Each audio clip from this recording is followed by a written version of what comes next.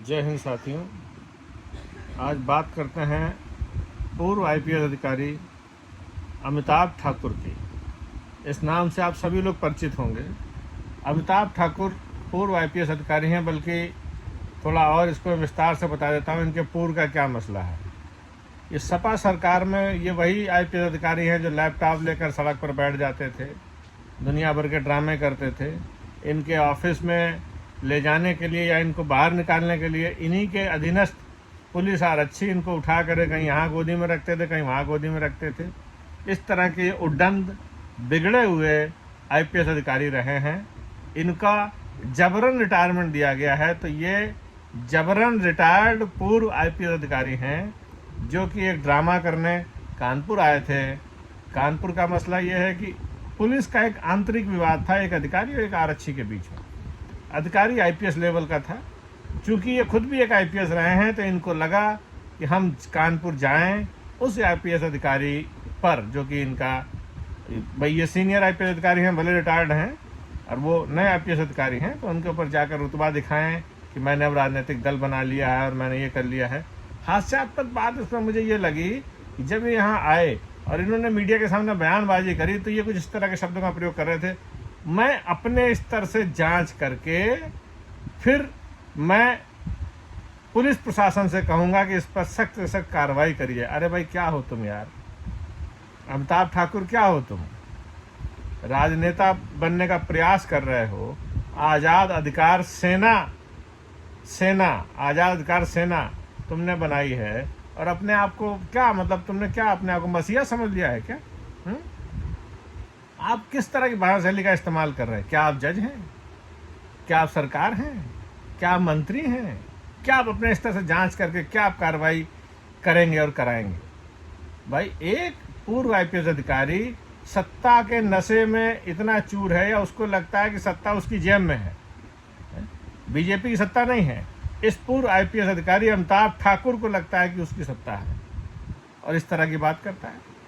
एक आईपीएस अधिकारी पर दबाव बनाने का प्रयास करता है, और ये बताने का प्रयास करता है कि उत्तर प्रदेश का, देश के सबसे बड़े सूबे का पुलिसिया तंत्र, पुलिस प्रशासन, डीजीपी से लेकर के और नीचे स्तर तक, कमिश्नर लेवल तक, कोई भी अधिकारी सक्षम नहीं है एक आरक्षी और एक आईपीएस के बीच का विवाद खत्म करवा सके या इसको न्यूट्रलाइज कर सके। उसके लिए अमिताभ ठाकुर जैसे जिद्दी और साइको पूर्व आईपीएस अधिकारी की आवश्यकता पड़ने वाली है, ऐसा इनको लगता है। इस तरह की बातें करते हैं। आप सोचिए, क्या इस तरह के बयान राजनेता बनने वाले होने चाहिए? आपका दिखाता है कि आपकी सोच में डिक्टेटरशिप है, आपकी सोच कहीं ना कहीं वर्णवाद से ग्रसित है, और ऐसी सोच का व्यक्ति अगर राजनीतिक दल चलाएगा तो वो दल तो फ्लॉप होना ही होना है। और जिस भाषा शैली का आप प्रयोग करते हैं, भाई आप क्या निष्पक्ष जांच करेंगे? आपको क्या पता हुआ आरक्षी कितने साल से वहाँ पर पोस्टिंग पर है, उसके क्या करते हैं, क्या को करते हैं? आपको क्या पता उस आईपीएस अधिकारी के बारे में, वो आईपीएस अधिकारी किस बैकग्राउंड से आता है, कितना तेज है, कितना स्लो है, क्या उसका काम करने का तरीका है, क्या टर्मिनोलॉजी है उस आईपीएस अधिकारी की, क्या वो सोच कर काम कर रहा है? आपका प्रदेश के लिए एक भी बड़ा योगदान नहीं है जब आप आईपीएस अधिकारी थे। आपका सिर्फ और सिर्फ एक योगदान है कि आप सपा के शासनकाल में सपा से लड़ते रहे। सिर्फ इससे बड़ी कोई उपलब्धि आपके पास नहीं। इसको आप उपलब्धि मानते होंगे। मैं तो ये कहूँगा कि आप पर जो देश ने, हमारे टैक्स के पैसे ने आपको आईपीएस अधिकारी में पैसा जो बनाने में जो खर्च किया, तो पूरी तरह व्यर्थ और बर्बाद हुआ हमारा। क्योंकि आपने इस देश को, इस प्रदेश को आईपीएस अधिकारी रहते हुए कुछ भी डिलीवर नहीं किया, सिवाय नौटंकी। अपने आखिरी समय में जब आप जबरन रिटायर किए गए, तो आपने केवल उद्दंडता करी, केवल उद्दंडता करी। अरे भाई, इतनी राजनीति पसंद थी तो पहले ही आपको चोंगा पोंगा उतार के उतर जाना चाहिए था राजनीति में। और भाषा शैली देखिए, जैसे आप आज भी पद पर हम हैं। अरे भाई, शुद्ध भाषा बोलने और एग्रेसिव बोलने और डिक्टेट करने की भाषा जनप्रतिनिधि या होने वाले जनप्रतिनिधि नहीं होती। और भाई साहब, पुलिस महकमे में आप रहे हैं अमिताभ ठाकुर जी, तो पुलिस को तो आपको पता होगा ना, पुलिस कैसे काम करती है अपने खिलाफ बोलने वालों पर, अपने अधिकारियों के खिलाफ बोलने वालों पर। भैया, किसी दिन पुलिस के लपेटे में फंस गए ना, तो सारा ये पूर्व आईपीएस का भूत उतर जाएगा। अमिताभ ठाकुर जी, आप न्यू बैच के एक आईपीएस अधिकारी पर मानसिक दबाव बनाना चाहते हैं।